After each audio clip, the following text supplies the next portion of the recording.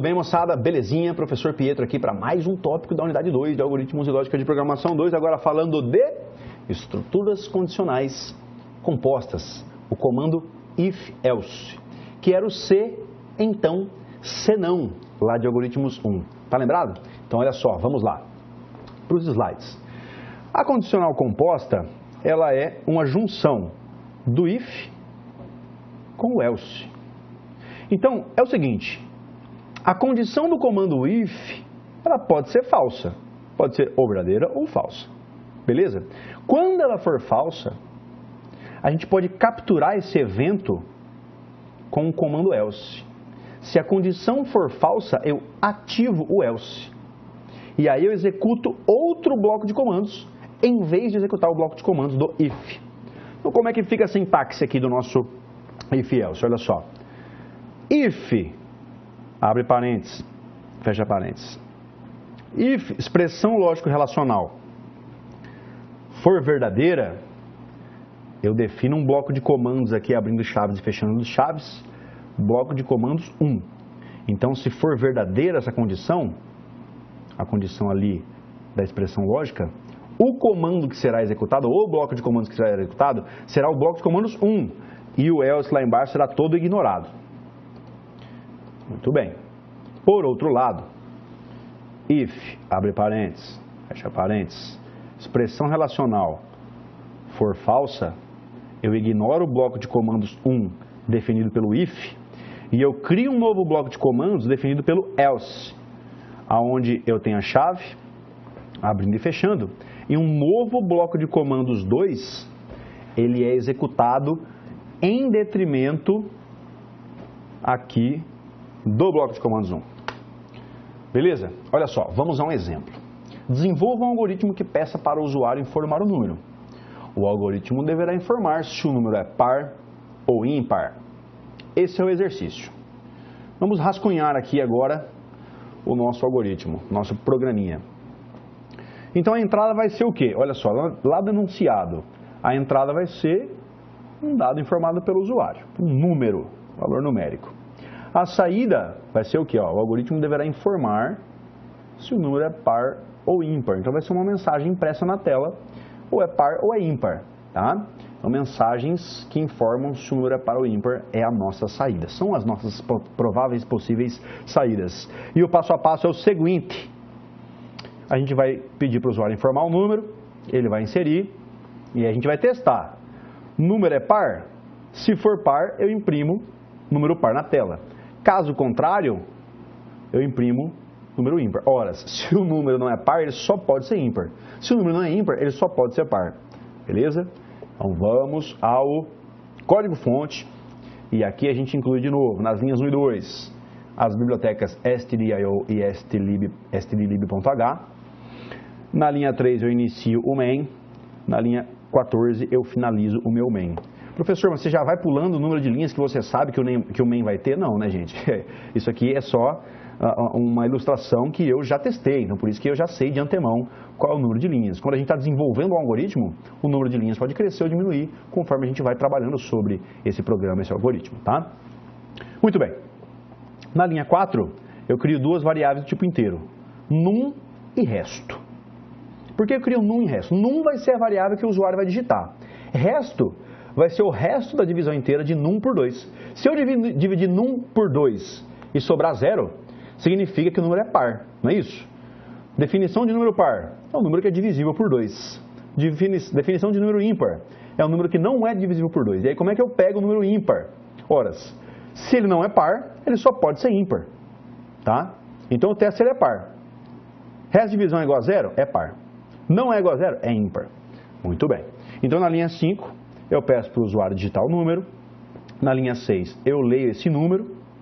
Na linha 7, olha o que eu faço na linha 7. Eu estou trabalhando, gente, com dados do tipo inteiro. Portanto, quando eu faço isso aqui, ó, resto recebe num divididos por 2, essa divisão vai ser uma divisão inteira. O valor, o resultado que vai ficar armazenado aqui na variável resto da linha 7 vai ser obrigatoriamente um número inteiro. Por quê? Porque resto é um dado do tipo int e ele não armazena casas depois da vírgula, tá? Muito bem. Então, na linha 7, eu dividi no 1 por 2. E aí eu faço o quê? Na linha 8, eu multiplico o resto, que eu acabei de encontrar aqui, ó, na linha 7. Na linha 8, eu multiplico o resto por 2 e eu diminuo o resultado dessa multiplicação de num, que é o dado que o usuário inseriu. E salvo isso em resto. Por que eu faço isso, gente? Vamos lá, para vocês entenderem. Pode não parecer tão elementar aqui. Alguns de vocês podem ter pego no ar, outros não. Então, olha só, imagine o seguinte, ó.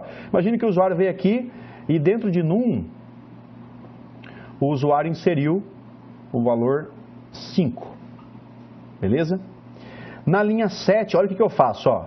Eu pego 5 e divido por 2. 5 dividido por 2, quanto que dá, minha gente? Pelo amor de Deus, vai dar 2, né? Ótimo, então olha só, deu 2, variável resto, está valendo 2, tá? Muito bem, vou para a linha 8, na linha 8 o que eu faço, ó? Isso aqui é só um rascunho aqui em cima, gente, ó, isso aqui é a nossa memória. Então eu dividi 5 por 2, deu 2, variável resto está valendo 2, pego o resto, multiplico por 2. Resto multiplicado por 2 dá quanto? Dá 4.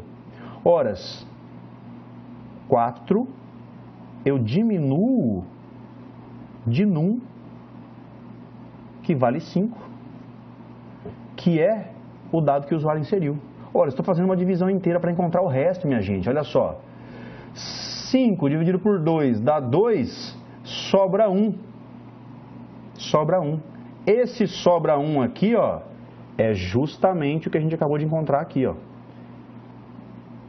Então, o que isso quer dizer? Quer dizer que nesse caso, estamos até fazendo o teste de mesa antecipadamente aqui, ó.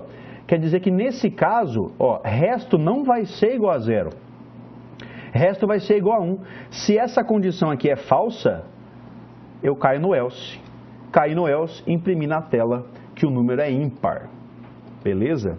Então, essa é a história desse algoritmo, desse programa. Então vamos para o teste de mesa de novo aqui, olha só. Criamos as duas variáveis lá na memória, tá? Peço para o usuário digitar um número. Digite um número. O usuário vai lá e insere, por exemplo, 5. Inseriu 5, olha o que ele faz. Divide 5 por 2. Dá 2. 2 vai para a variável resto. Aí eu aproveito a mesma variável resto e aí eu faço o quê? Multiplico por 2 e pego num e diminuo dessa multiplicação. 2 vezes 2 vai dar 4. 4 menos 5 vai dar 1. Então, resto vale 1. Horas. Aí, na linha 9, eu testo. 5 é divisível por 2? Se eu te pegar 5 e dividir por 2 e der 0, significa que ele é par. Mas não é o caso. Resto deu ímpar. Resto deu 1. Então, condição falsa, ignoro o bloco de comandos da linha 10 e eu sou capturado pelo else da linha 11, que vai fazer com que o bloco de comandos da linha 12 seja executado e lá na tela aparece para o usuário que o número é ímpar. Olha que beleza. Detalhe aqui, minha gente, ficou meio ruimzinho de ler aqui, mas eu vou explicar para vocês, olha só. Essas duas instruções, elas podem ser substituídas pela operação de módulo, que é o resto de divisão lá, lembra? Que a gente já estudou na unidade passada. Então, refazendo o algoritmo, o que eu posso fazer aqui? Ó? Reescrevendo o algoritmo. Eu substituo isso aqui tudo por isso aqui, ó. Muito mais simples, né? Então, de novo, olha só. Eu peço para o usuário digitar um número, o usuário vai lá e digita. Eu pego esse número, divido por 2 e pego o resto da divisão inteira desse número por 2 e armazeno aqui nessa variável que não por acaso chama resto. Se esse resto valer 0, o número é par. Caso contrário, se ele valer 1, o número é ímpar. Beleza? E assim a gente encerra esse tópico da unidade 2. A gente se encontra mais pra frente falando aí de estruturas de decisão alinhadas. Até mais!